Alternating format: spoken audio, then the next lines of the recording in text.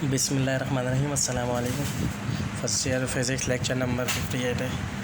Chapter number 7 हम इस video में समझने की कोशिश करेंगे। चैप्टर नंबर 7 का लेक्चर नंबर 1।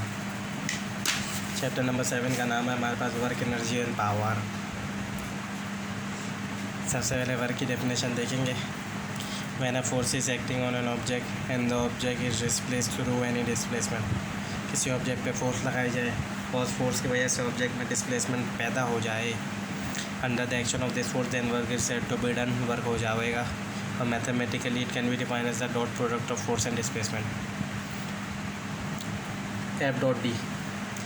तो फोर्स को अगर हम एफ बोलें, डिस्प्लेसमेंट को डी बोलें तो वर्क हो जाएगा। एफ डॉट डी डॉट हटता है तो कॉस आ जाएगा। थीटा होता है एंगल एफ और डी के दरमियान। In some special cases when force is acting in the direction of motion, अगर फोर्स और डिस्प्लेसमेंट की एक ही डायरेक्शन है तो पैरेलल होंगे, एंगल 0 होगा, cos 0 1 होता है तो एफ डी आ जाएगा। लेकिन अगर ये अपोजिट डायरेक्शन में मैं फोर्स कहीं लगा रहा हूँ और उसके अपोजिट डिस्प्लेसमेंट हो रहा है तो एंगल अभी 180 हो जाएगा, cos 180 -1 होता है तो माइनस एफ डी आ जाएगा। नेगेटिव काइन का मतलब है कि फोर्स और डिस्प्लेसमेंट की डायरेक्शन अपोजिट है। वर्क का यूनिट क्या होता है? जूल। और ये ऐसा यूनिट है और जूल की डेफिनेशन भी हम वर्क के फॉर्मूले से दे सकते हैं। फोर्स का यूनिट न्यूटन होता है, डिस्प्लेसमेंट का मीटर। अगर 1 न्यूटन की फोर्स लगाई जाए और 1 मीटर का डिस्प्लेसमेंट हो जाए तो 1 जूल वर्क कहलाएगा। यही यहाँ पे लिखा हुआ है, 1 newton force is acting on an object and the object is space through 1 metre then the work is said to be 1 joule. इस तरह अर्क, अगर आपसे कोई पूछ ले कि CGS सिस्टम यानी सेंटीमीटर, ग्राम और सेकंड के यूनिट सिस्टम के अंदर इसका क्या यूनिट है तो आप बोलेंगे अर्क। और ये MCQs में भी आ सकता है और एप्टीट्यूड टेस्ट में भी। सिर्फ एक वर्ड का चेंज करना है कि मीटर की जगह सेंटीमीटर आ जाएगा और डिस्प्लेसमेंट 1 सेंटीमीटर हो जाएगा तो ये 1 अर्क कहलाएगा। और भी यूनिट होते हैं जैसे कैलोरी, तो 1 कैलोरी में 4.18 जूल होते हैं और 1 इलेक्ट्रॉन वोल्ट में 1.6 एक्सपोनेंशियल -19 जूल होते हैं और 1 किलोवाट आवर में 3.6 एक्सपोनेंशियल जूल होते हैं। तो ये सारी चीज़ें MCQs के लिए इंपॉर्टेंट है। उसके बाद conservative field, if the amount of work does not depend upon the path, अगर वर्क डिपेंड नहीं कर रहा रास्ते पे then the field is called conservative field. या work done on a close path is equal to 0, बंद रास्ते में अगर वर्क डन 0 हो जावे तो उसको हम कंजर्वेटिव फील्ड कहेंगे। अब ग्रेविटेशनल फील्ड या कंजर्वेटिव फील्ड की डेफिनेशन भी इंपॉर्टेंट है। 2 डेफिनेशन है, कोई भी एक याद कर लीजिएगा।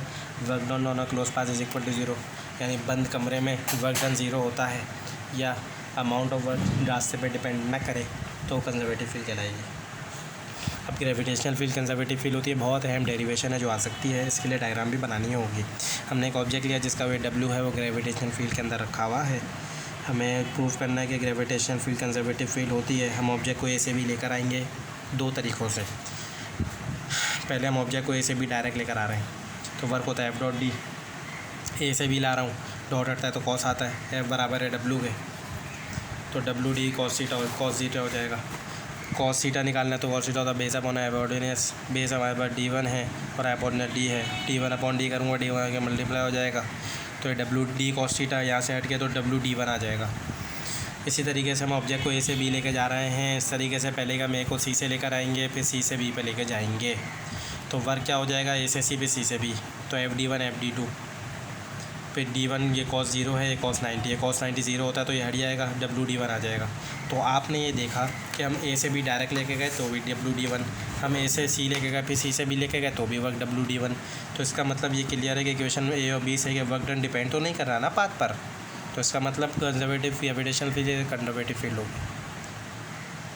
पावर की definition, rate of doing work is called power, यानी वर्क अपॉन टाइम करते हैं। रेट जब भी आ जाए इसका मतलब डिवाइड बाय टाइम होता है। या amount of work perform in 1 second, 1 second में जितना वर्क किया जाए उसे पावर कहते हैं।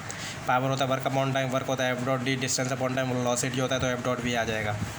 ये इक्वेशन, अब इक्वेशन हम पावर की एक और डेरिवेशन दे सकते हैं, dot product of force and average velocity is called average power. Instantaneous power क्या होगी? The power of a body at a particular point at any instant, किसी खास वक्त और ख़ास लम्हे की पावर को इंस्टेंटेनियस कहेंगे। इसमें limit delta T tends to 0 होता है। यूनिफॉर्म, अगर इंस्टेंटेनियस और एवरेज बराबर हो जाए तो यूनिफॉर्म पावर कहलाती है। यूनिट क्या है पावर का? Work upon time, work joule upon second हो जाएगा वाट। 1 हॉर्स पावर में 746 वॉट होते हैं और 1 हॉर्स पावर में 550 फुट पाउंड पर सेकेंड। अगर FPS सिस्टम में करेंगे तो 550 आएगा। 1 किलो में हमेशा किलो जब भी आता है 1000 आता है, मेगा आता है तो एक्सपोनेंट 6 आता है। बाकी एनर्जी का टॉपिक हम अगली वीडियो में समझेंगे।